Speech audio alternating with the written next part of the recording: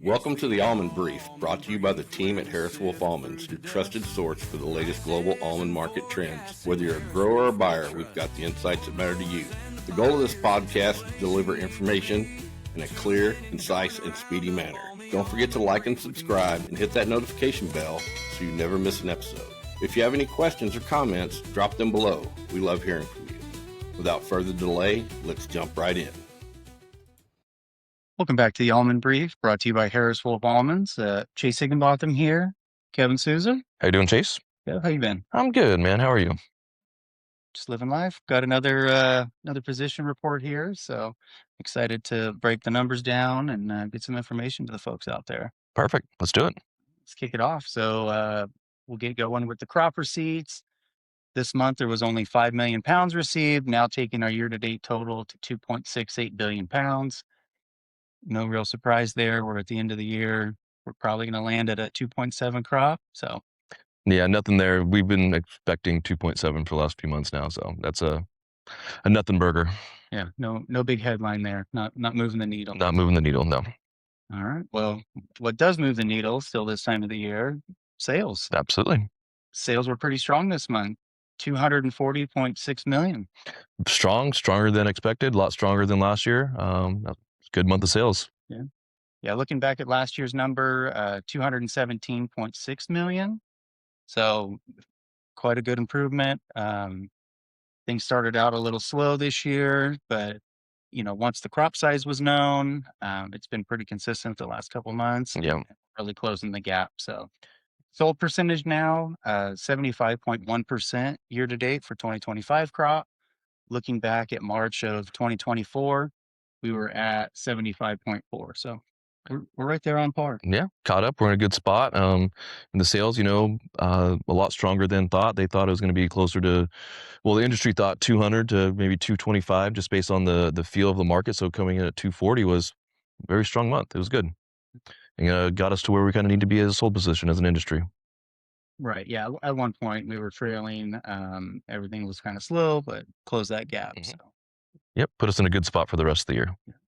and we've had a pretty good run there the last couple months of good sales, and good sales equate to good shipments. So That's right. looking at total shipments for March, 258 million. Very strong, way stronger than anticipated. Some of the industry professionals put their number out as a potential of 240, but realistically probably closer to 225, just what's due to what's going on in the world. So with it coming out at the 258 that surpassed everyone's expectation. Very strong month. But like you mentioned earlier, all these sales that have taken place have all been for almost immediate shipments. Buyers are not going long on products, so everything that they buy is turned around and shipping right away. So that makes sense, and we expect April to be another big shipment month as well, based on the same dynamics.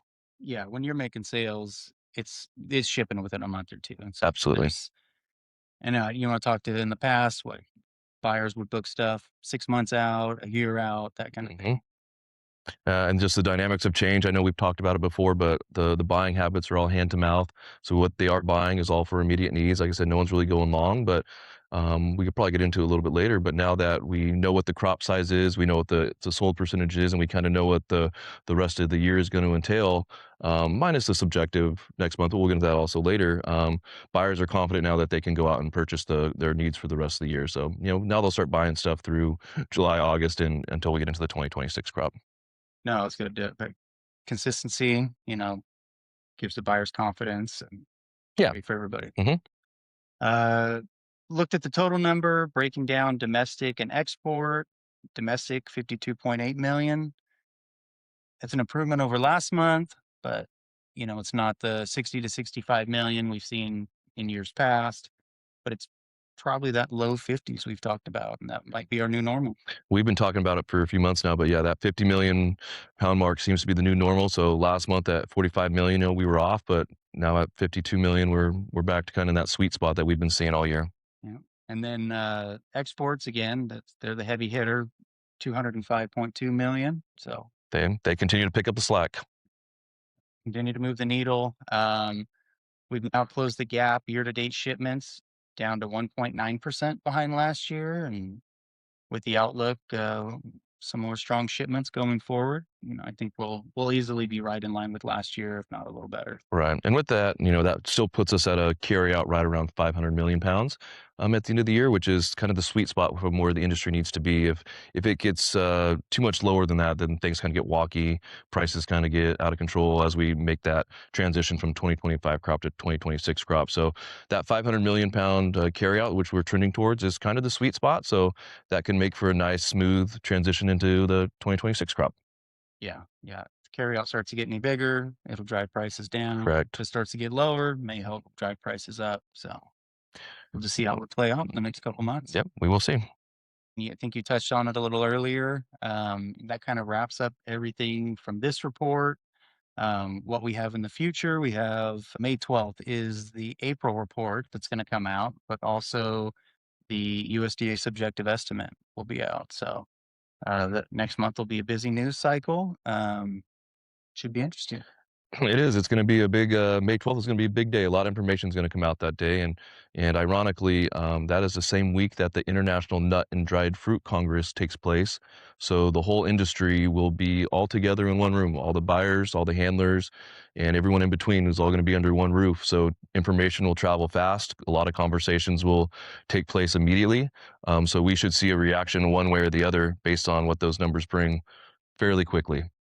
Yeah, it won't turn into a game of telephone. You can have these discussions face to face, Right. buyers, sellers, and fight it out in person. Yeah, so it'll be fun. I'll do my best. I'll fight hard. My money's on you. All right. Um, Very good. Yeah. So a lot of good things to look forward to. Looking at this report as a whole and kind of what's happening in the market in general, what are you seeing? Was there a benefit from this report? There has been, yeah, absolutely. As we said, all the numbers were fairly good. I mean, the receipts were what we expected. Sales were stronger. Shipments were stronger. We've seen about a 5 to 8 cent increase in price so far, just based on what the product is, and it's buyers are stepping back in. We're seeing some more demand, so I think we'll see a pretty steady market with firming prices between now and May 12th. So it's been good. It's strengthened the market. There was nothing in this report that would have prices to come down. So it's giving the buyers the confidence they have to continue to layer on the purchasing they need to do. Like I mentioned earlier, not only just for the immediate needs, but also they can now feel confident that they can layer on going into the rest of the year, the rest of the crop year, to get some more sales on the books. Yeah. And that is an important part of what you said about that the price has gone up, but also buyers are participating at that price. Correct. I mean, there may be times when we have a positive report and price sheets, you see the price go up 5, 10 cents, but there's not much happening in the market. So the fact that, hmm buyers are actually purchasing, they're okay with those prices.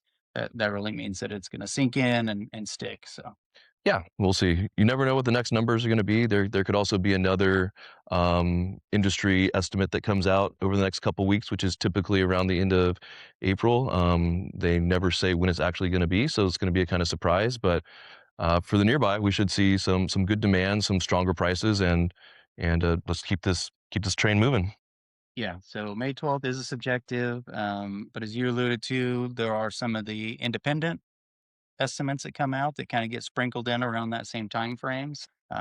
It'll all be a bunch of information and add it all together and take the average or decide what we want to do. Yeah, it's going to be a fun next couple months, and with the anticipation now of the 2026 crop being in that 2.7 to 2.8 range, there's not a lot of upward pressure or downward pressure based on the potential 2026 crop size. So it's going to be fun to see where this goes, just based on sales and shipments and what these numbers bring May 12th.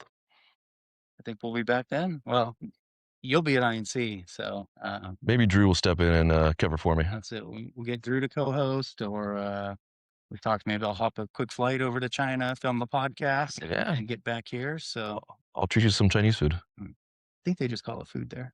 Yes, that is correct. All right. Good to know. I don't want to make that mistake. All right. With Well, that, I think that wraps it up. Kevin, thank you for all the insight and everybody watching. We appreciate it. If you like what we're doing, like, subscribe. Thank you. Thank you guys.